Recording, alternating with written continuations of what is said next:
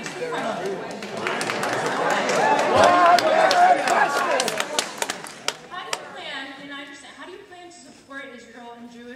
Issues in the new district? I mean, I've seen rhetoric, but I want action. I don't know. I guess the two Holocaust pieces of legislation that I just co-sponsored, the fact that I don't think there were too many people that stood up and said anything about the Fogel family massacre other than myself and Congress.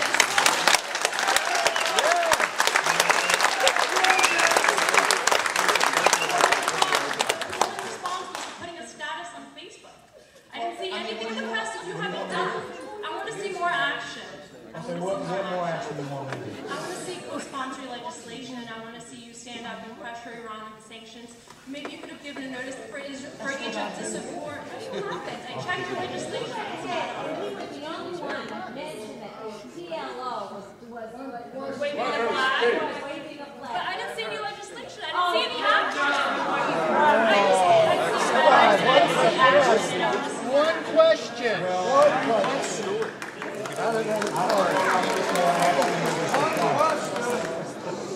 Like I said, I don't know how much more action that is required as far as my stance for the support for the Jewish community. I think that there are a lot of people that are sitting here from the Jewish community that say that, you know, I have stood and I've done all the right things. Now, one thing that a lot of people need to understand.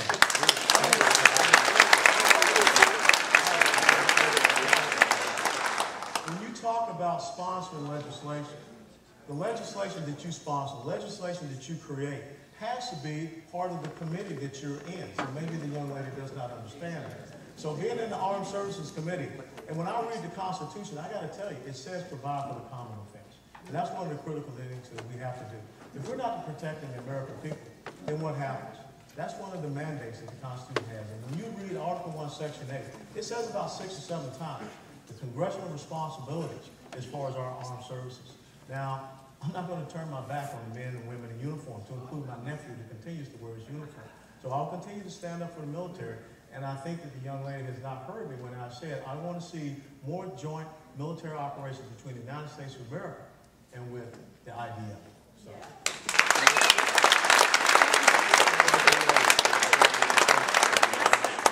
My name's Heather, and I'm from Delray Beach. I had dinner with some close friends last night, and when I got home, my question is about Guantanamo Bay and the despicable individuals that are kept there.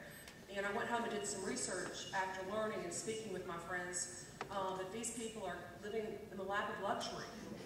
And I'm quite upset about it as a tax-paying Texan/Floridian American, that these people, I mean, it's despicable. They should be an eye for an eye, and they're living much better than a lot of Americans are, who are working every day. I would tell you this, the most important thing that I feel, when you look at the current 21st century battlefield, when you have these non-state, non-uniform belligerents, we have to get them off the battlefield. And I think Guantanamo Bay, my visit down there was really eye-opening. When you look at the B footage that you see on news, those segments that they're showing, those camps are closed down. They're abandoned, absolutely right. So what you have now are new facilities. You have Camp 5 and Camp 6. In one of those camps, they have 20 hours of communal living, which means they're allowed to be out and about. They have 21 satellite TV channels that they have. They have Skype TV, Skype phone calls that they can make back overseas. They are, given food out of an incredible abundance. For every one detainee, for every 57 detainees, there's a medical specialist. If there is not a medical specialist on the island, they're immediately flown in. We're talking about colonoscopies, dental exams, new prosthetic limbs that are being given. But, I'm not talking about, this is what I'm saying. We have to get them off the battlefield. Guantanamo Bay is the facility that we need to make sure that we're doing that. And as we're talking about drawing down operations in Afghanistan, we have over 2,000 of these high-value detainees that we're going to have to do something with them. We cannot turn them back over to these other countries. And I'll give you 2 examples of what I'm talking about. Omar Kadir, Canadian-born, who killed a United States serviceman back in Afghanistan, has gone through the courtroom procedures and process, and it was determined that he will get 1 more year in Guantanamo Bay, and then he will be released to Canada, where he will serve another maximum of 7 years. He killed an American serviceman. What do we say to that family? As well as I came to find out that the person who trained the underwear bomber Mr. Omar Muttalib, I believe his name is. The person who trained him was a person that was released from Guantanamo Bay in Yemen. 57% of the people in Guantanamo Bay are from Yemen. We need to get them off the battlefield. That's all I'm saying. Well, sir, my only request, and I don't want to belabor this, is as an American, as a taxpayer, I mean, I don't want them getting 6 squares and 21 channels and Skype and all this stuff. I'm from Texas. Let me tell you something. I'm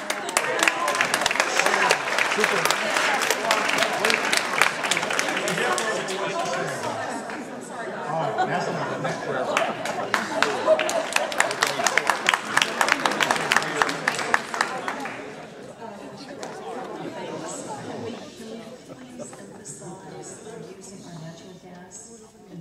Oh, I absolutely. You know, one of the things we should be doing, every single, the question she's saying, can we please emphasize using our natural gas? Every single mass transit vehicle in the United States of America should be on natural gas. We have natural gas resources in this country that goes out for 300 years. We have coal resources that go out for ad infinitum. You know, ladies and gentlemen, the reason why our men and women are being killed is because we're sending our resources to countries instead of investing those resources here for our own energy.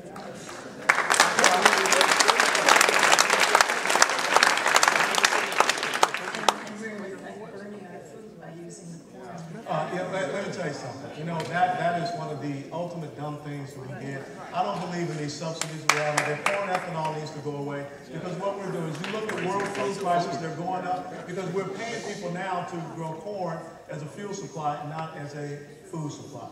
Corn ethanol is a huge failure. Look, oil subsidies, all these subsidies out there, let's get rid of them. The only thing I'm talking about, let's let the free market, free enterprise solution go out there and do what it's supposed to do.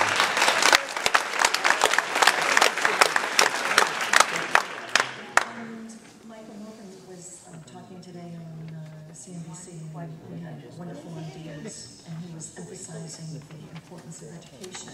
We have really fallen off the last 50 years, and my feeling is that ignorance is dangerous and expensive and unhealthy. Okay. And one of the wonderful things that Planned Parenthood does is provide education for young people. I spent a year as a high school teacher in Deerfield Beach. The reason why we're falling behind is that we're not developing critical thinking skills in our young people. That's what we need to do. That's what we need to do. Thank you. Good evening.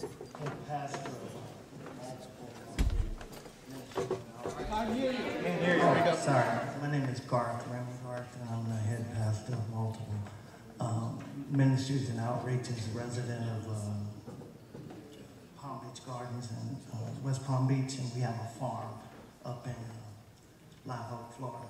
And seeing that Ronald Reagan removed the solar panels installed on the White House that Jimmy Carter installed, seeing that the Republican Party was in the White House for 28 of the last 32 years before Barack Obama took office, seeing that the last sitting Republican vice president owned 38 offshore multi-billion-dollar corporations known as Halliburton, seeing that the total biological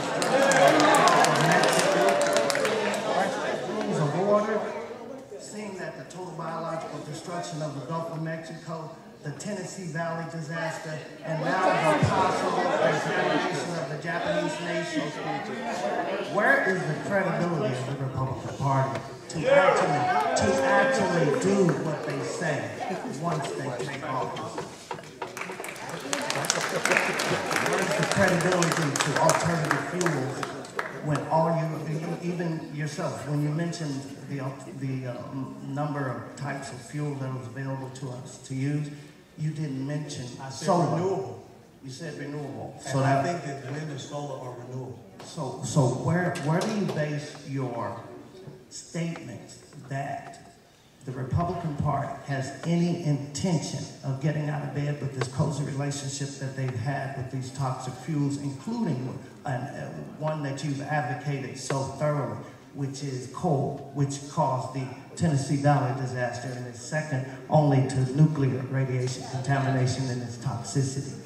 Well, I think that, you bring up some very interesting points. But I will tell you that